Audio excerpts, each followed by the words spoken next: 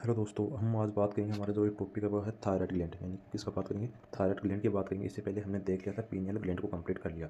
तो ये इसका डायग्राम है। तो ये इसका लेफ्ट लोब हो गया थायराइड ग्लैंड का, ये राइट लोब हो गया। और ये क्या हो गया, इसके जो कनेक्शन, इस कनेक्शन को क्या बोलते हैं, जो कनेक्शन है इसको बोलते हैं इस्थमस। ठीक है। और ये क्या हो गया, इसका लेरिंग्स हो गया, ऊपर वाला पार्ट, वो जो नीचे पार्ट है इसको बोलेंगे ट्रेकिया। ठीक है। अब जो ये थायराइड ग्लैंड है, जो इसकी ये लोब है, राइट और लेफ्ट लोब, इनके अंदर पीछे की तरफ क्या होती है, इनमें पैराथायराइड ग्लैंड होती है। ये क्या है, पैराथायराइड ग्लैंड, जो थायराइड ग्लैंड के अंदर दसी रहती है। इनको क्या बोलते हैं, पैराथायरॉइड ग्लैंड। क्या बोलते हैं इनको, पैराथायरॉइड ग्लैंड बोलते हैं, जो किसमें, थायराइड ग्लैंड के अंदर दसी रहती है। ये टोटल नंबर में बात करें तो ये नंबर कितनी होती है, टोटल 4 होती है पैराथायरॉइड ग्लैंड। ठीक है। और एक किसका सीक्रेशन करती है, ये पी टी एच हार्मोन होता है, PTH हार्मोन, जो ब्लड के अंदर कैल्शियम लेवल को बढ़ा देता है। उस हार्मोन का ये सीक्रेशन कर रही है, कौन, पैराथायरॉइड ग्लैंड। ठीक है। और इसके अंदर ये क्या होते हैं, ये फॉलिकल है, जिनको बोलते हैं फॉलिकल या फिर एसिनी, एसिनी या फिर इनको बोलते हैं फॉलिकल, एसिनी या फिर फॉलिकल। जो क्या है, ये थायराइड ग्लैंड है, उसकी unit of thyroid gland, unit of thyroid gland. Thyroid gland की यूनिट बोलते हैं किसको, एसिनी और फॉलिकल्स को। ठीक है। अब जो इस्थमस है, कौन, इस्थमस, ये काम क्या करता है, ये जो दोनों लोब थायराइड ग्लैंड के, लेफ्ट और राइट लोब, इनको जोड़ने का काम करता है। कौन, जोड़ने का काम करता है। ठीक है। होता कैसा है ये एग्रेंथिल होता है, यानी कि एग्लैंडुलर होता है, ग्लैंडू एग्लैंडुलर यानी कि एग्रेंथिल होता है ये। ठीक है। साथ ही ये कैसा ऊतक है, ये संयोजी ऊतक है, कनेक्टिव टिश्यू, संयोजी ऊतक। कौन सा ऊतक है, ये संयोजी ऊतक है, इस्थमस में जो दोनों लोब को जोड़ने का काम करता है। ठीक है। तो ये कौन सा हो गया, इस्थमस हो गया, जोड़ने का काम कौन कर रहा है, इस्थमस कर रहा है। अब देखते हैं इसका इंट्रोडक्शन, थायराइड ग्लैंड का इंट्रोडक्शन। थायराइड ग्लैंड क्या है कि लार्जेस्ट एंडोक्राइन ग्लैंड, यानी कि सबसे बड़ी एंडोक्राइन ग्लैंड है। और ये इसका ओरिजिन कैसा होता है, इसका ओरिजिन एंडोड्रमल होता है। और ये कैसी होती है, बाइलोब्ड होती है, क्योंकि इसके राइट लोब और लेफ्ट लोब कितने हो गए, 2 गए, तो टोटल इसको क्या बोलेंगे, बाइलोब्ड बोलेंगे इसको। तो दोनों लोब है, लेफ्ट और राइट, उनको जोड़ने का काम कौन कर रहा है, इस्थमस इनको जोड़ने का काम कर रहा है। अब इसकी बात करें, इसकी शेप कैसी होती है, तो इसकी शेप बटरफ्लाई या फिर एस शेप होती है। कैसी होती है, तो ये थायराइड ग्लैंड, ये तो क्या होगी, ये लार्जेस्ट ग्लैंड होगी। ठीक है।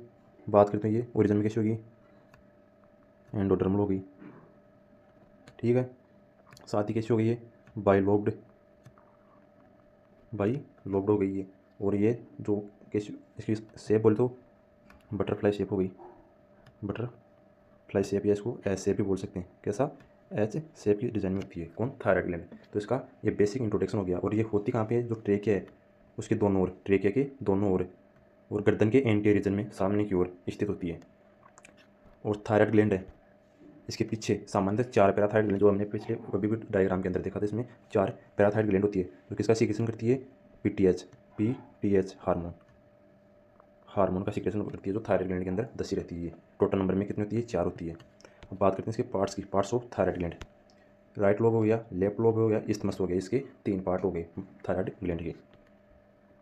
अब देखते हैं इसकी स्ट्रक्चर थायराइड ग्लैंड की स्ट्रक्चर एंड फंक्शनल यूनिट है, कौन, फॉलिकल, फॉलिकल थायराइड ग्लैंड की क्या, स्ट्रक्चरल एंड फंक्शनल यूनिट है। इसी को बोलते हैं एसिनी, एसिनाई बोलते हैं किसको, फॉलिकल्स को। प्रत्येक फॉलिकल में फॉलिकुलर सेल होती है, फॉलिकुलर, तो फॉलिकल की आउटर वॉल बनाती है, यानी कि बाहरी सतह बनाती है फॉलिकुलर सेल की। ठीक है। तो ये किसका सीक्रेशन करती है, T3 और T4 हार्मोन है, उसको बनाती है, कौन, फॉलिकुलर सेल। सेकंड इसमें कोलोइड, फॉलिकल के अंदर पाया जाने वाला जेल लाइक पदार्थ होता है। कैसा पदार्थ होता है, ये जेली लाइक पदार्थ होता है। इसमें मुख्यतः क्या होती है, थायरोग्लोबुलिन स्टोर रहती है, कौन, थायरोग्लोबुलिन स्टोर रहती है। थायराइड हार्मोन के सिंथेसिस और स्टोर में महत्वपूर्ण भूमिका निभाता है ये, कौन, कोलोइड। थर्ड आती है इसमें पैराफोलिकुलर सेल, कौन सी, पैराफोलिकुलर सेल, पैराफोलिकुलर जो फोलिकुलर सेल के बीच या फिर बाहर स्थित होती है। कहाँ पे स्थित होती है, बाहर या फिर बीच में स्थित होती है। किसका सीक्रेशन करेगी, TCT, जिसको कैल्शिटोनिन हार्मोन का सीक्रेट करेगी। ये क्या करेगा, ब्लड के अंदर, ब्लड के अंदर जो कैल्शियम लेवल है उसको कम करेगा, डिक्रीज कर देगा ब्लड के अंदर कैल्शिटोनिन। और PTH क्या कर रहा था, तो ब्लड के अंदर कैल्शियम लेवल को बढ़ा रहा था। ठीक है। अब हार्मोन देखते हैं, हार्मोन और थायराइड ग्लैंड के हार्मोन देखते हैं। इसमें मुख्यतः 3 हार्मोन से संबंधित है थायराइड ग्लैंड, जिसमें फर्स्ट आता है हमारा थायरोक्सिन, इसको T4 भी बोलते हैं। इसे टेट्रा आयोडोथायरोनिन भी कहा जाता है। इसमें 4 आयोडीन के एटम होते हैं। कितने एटम होते हैं? 4 एटम होते हैं, इसलिए इसको T4 हार्मोन बोलते हैं। यह थायराइड का प्रमुख सीक्रेटरी हार्मोन है। कौन सा? T4। ट्राई आयोडोथायरोनिन जैसे T3 हार्मोन भी बोलते हैं। ट्राई मतलब 3, इसमें 3 आयोडीन के एटम होते हैं। T3 और T4 की तुलना में T3 T4 की तुलना में अधिक बायोलॉजिकली एक्टिव होता है, यानी कि सक्रियता की बात करें, सक्रियता और मात्रा। तो एग्जाम पूछ रहे थे कि दोनों में से सक्रिय कौन है, T3 और T4 में, तो सक्रिय कौन रहेगा सबसे ज़्यादा? T3 हार्मोन T4 से ज़्यादा सक्रिय रहेगा। ठीक है। और बात करें मात्रा में कि इसकी मात्रा सबसे ज़्यादा मात्रा की दोनों में से किसकी होती है, तो T4 की मात्रा सबसे ज़्यादा आती है T3 की तुलना में। ठीक है। कैल्शिटोनिन जो क्या करा था, थायरो कैल्शिटोनिन भी इसको बोलते हैं, जो टीसीटी का सीक्रेशन करा था, जो ब्लड में कैल्शियम लेवल को कम कर रहा था। इसको ये सीक्रेट कहाँ से होता है? पेरा फोलिकुलर, इस चीज़ को बोलते हैं, सी सेल से सीक्रेट होता है। यह ब्लड में कैल्शियम लेवल को कम करता है। इसका इफेक्ट पीटीएच के जस्ट अपोजिट होता है। कैसा होता है? पीटीएच के अपोजिट होता है। पीटीएच क्या करा था? ये कैल्शियम लेवल को बढ़ा रहा था ब्लड के अंदर, और ये कैल्शियम लेवल को कम करेगा ब्लड के अंदर, तो इसको पीटीएच का अपोजिट भी बोलते हैं। T3 और T4 का फॉर्मेशन। थायराइड हार्मोन के निर्माण के लिए मुख्यतः iodine plus thyroxine, iodine plus thyroxine, iodine और प्लस टायरोसिन, ये दोनों मिलकर क्या बनाते हैं? T3 और T4। टायरोसिन क्या है? ये एक एमिनो एसिड है, और आयोडीन क्या हो गया? एलिमेंट है, जो दोनों मिलकर T3 और T4 का फॉर्मेशन कर रहे हैं आयोडीन के आधार पर। MIT यानी कि मोनो आयोडो टायरोसिन भी बोलते हैं इसको, monoiodotyrosine. DIT diiodotyrosine इसको कहा जाता है। आयोडीन के आधार पर ये दो नाम दिए गए हैं। कपलिंग, जो कौन? मोनो आयोडोटायरोसिन और डाई आयोडोटायरोसिन, ये दोनों मिलकर किसका फॉर्मेशन करें? T3 हार्मोन का फॉर्मेशन करें। और डाई आयोडोटायरोसिन के दो मॉलिक्यूल मिलकर किसका निर्माण करें? ये फॉर्मेशन करें T4 हार्मोन का फॉर्मेशन कर रहे हैं। Function of thyroxine, T4 hormone है, उसके फंक्शन देखते हैं। ये क्या काम करता है? ये ग्रोथ एंड डेवलपमेंट करता है। थायरोक्सिन शरीर के अंदर फिजिकल ग्रोथ को इंक्रीज कर देता है। मेंटल ग्रोथ और ब्रेन डेवलपमेंट को भी इंक्रीज कर देता है। सेक्सुअल मैच्योरेशन में ये सहायता करता है। कौन? थायरोक्सिन। साथ ही ये मेटाबॉलिज्म, बेसल मेटाबॉलिक रेट है BMR, इसको क्या करता है? ये इंक्रीज कर देता है। कार्बोहाइड्रेट मेटाबॉलिज्म को भी ये इंक्रीज कर देता है। ठीक है। और प्रोटीन मेटाबॉलिज्म को ये रेगुलेट करता है। और फैट मेटाबॉलिज्म उसको भी ये क्या कर देता है? इंक्रीज कर देता है, बढ़ा देता है। एनर्जी प्रोटेक्शन को भी ये बढ़ा देता है। एनर्जी प्रोटेक्शन, इसको दूसरा नाम भी बोलते हैं कैलोरी जेनिक हार्मोन। ये ऊर्जा प्रोडक्शन को बढ़ा रहा है, इसको कैलोरीजेनिक हार्मोन भी कहा जाता है। बॉडी सिस्टम देखते हैं, थायरोक्सिन क्या करता है? ये हीट प्रोडक्शन को बढ़ा देता है, हार्ट रेट को भी ये बढ़ा देता है, और कार्डियक एक्टिविटी को बढ़ा देता है, जिससे हार्ट की रेट बढ़ जाएगी। ऑक्सीजन कंजप्शन को भी ये बढ़ा देता है, हीट प्रोडक्शन को भी ये बढ़ा देता है बॉडी में। सामान्य बॉडी फंक्शन को मेंटेन करने में मदद करता है। कौन? Thyroxine hormone. इससे कैलोरीजेनिक इफेक्ट भी शो करता है, क्योंकि ये हीट प्रोडक्शन को बढ़ा रहा है। थायरोक्सिन और brain development. Thyroxine brain development and maturation में बहुत ही महत्वपूर्ण भूमिका निभाता है। ठीक है। बच्चों में थायराइड हार्मोन की कमी से मेंटल एंड फिजिकल डेवलपमेंट प्रभावित होता है। बच्चों में थायराइड हार्मोन की कमी से मेंटल एंड फिजिकल डेवलपमेंट प्रभावित हो जाता है। गंभीर और अनथ्रेटेड डेफिशिएंसी से किटेनिज्म हो सकता है बच्चों के अंदर। क्या हो सकता है? किटेनिज्म। ये क्या है? डिसऑर्डर है। किसका? थायराइड ग्लैंड का। हम देखते हैं डिसऑर्डर ऑफ थायराइड ग्लैंड। क्या? डिसऑर्डर ऑफ थायराइड ग्लैंड, जिसमें थायराइड ग्लैंड के मुख्य दो भागों में विभाजित किया गया है। एक तो हाइपोसिक्रेशन, यानी कि इसमें थायरोक्सिन हार्मोन का सीक्रेशन कम हो रहा है। T3 T4 जिनको थायरोक्सिन हार्मोन भी बोलते हैं, इनका सीक्रेशन कम हो रहा है। दूसरा हाइपर सीक्रेशन, जहाँ पे इनका सीक्रेशन अधिक होगा। अब देखते हैं कि हाइपोसिक्रेशन क्या हो रहा है। जब थायराइड हार्मोन कम बनते हैं तो इसे हाइपोसिक्रेशन थायरोडिज्म भी बोलते हैं, हाइपर थायरोडिज्म भी बोलते हैं। इसके इफेक्ट क्या होता है? इससे क्या हो जाएगा कि BMR बेसिक मेटाबॉलिज्म रेट वो कम हो जाएगी, साथ ही उपापचय मेटाबॉलिज्म वो भी कम हो जाएगा, और मेटाबॉलिज्म कम हो जाएगा तो वेट गेन होने लग जाएगा, यानी कि मोटापा होने लग जाएगा बॉडी में, और थकान महसूस होगी, फटीग और वीकनेस आ जाएगी, मेंटल एक्टिविटी धीमी हो जाएगी, उसकी सोचने समझने की क्षमता कम हो जाएगी। और कोल्ड इंटॉलरेंस, यानी कि वो सर्दी को सहन नहीं कर पाएगा। स्किन उसकी कैसी हो जाएगी? ड्राई हो जाएगी, उसकी स्किन सूखी सूखी हो जाएगी। इसके कमी से कौन से रोग हो रहे हैं? इसके डिसऑर्डर है किटेनिज्म।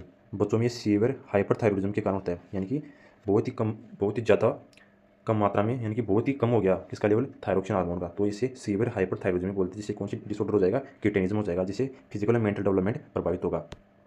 सेकंड है मिक्सोडिमा। ये क्या है कि एडल्ट यानी कि वयस्क में सीवियर हाइपोथायरॉइडिज्म से संबंधित कंडीशन है। इसमें मेटाबॉलिक एक्टिविटी कम हो जाती है,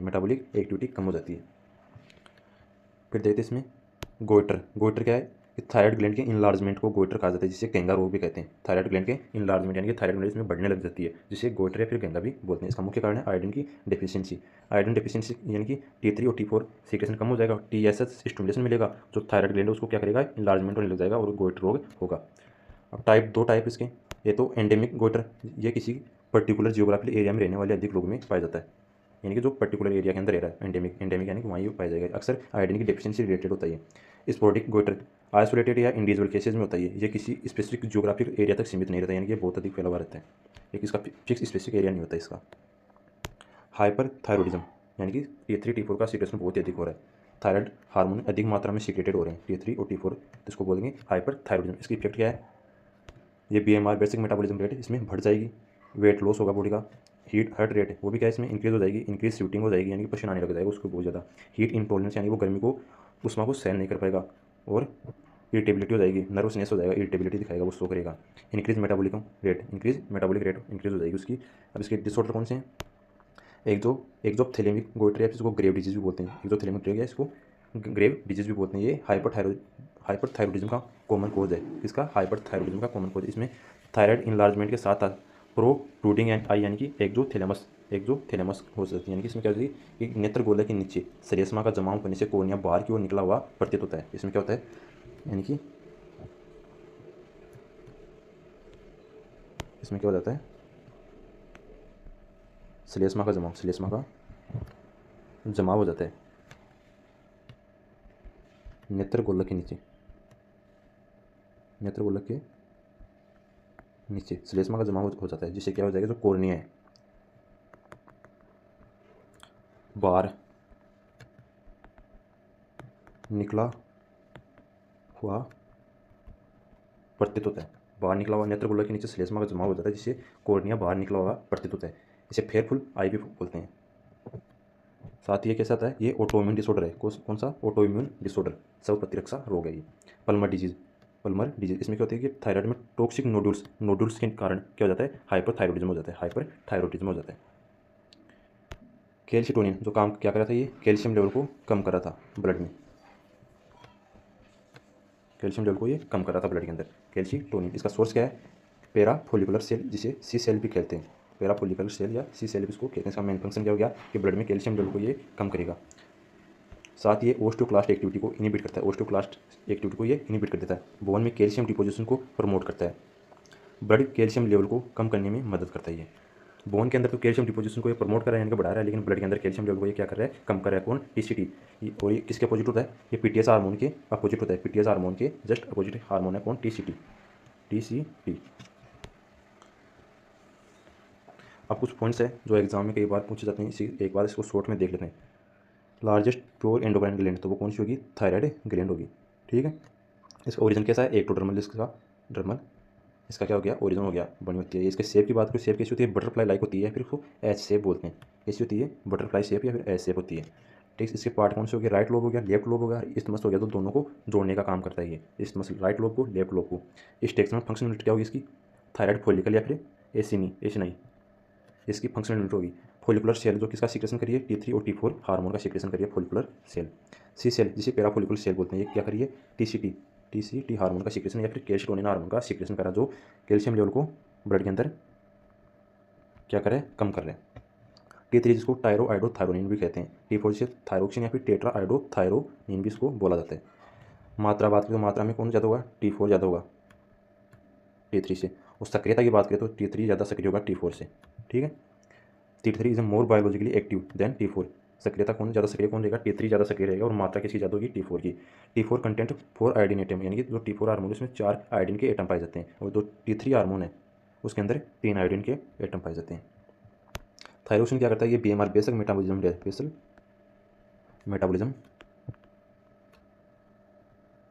जो रेट है उसको क्या करता है, बढ़ा देता है। थायरोक्सिन साथ ही हीट प्रोटेक्शन को भी ये इंक्रीज कर देता है। आयोडीन डेफिशिएंसी कौन सा डिसऑर्डर होगा, गोइटर डिसऑर्डर होगा, जिसको एक्सोथैलेमिक भी गोइटर भी बोलते हैं, गोइटर रोग हो जाएगा ये, या इसको ग्रेव डिजीज भी बोलते हैं, क्या, ग्रेव डिजीज।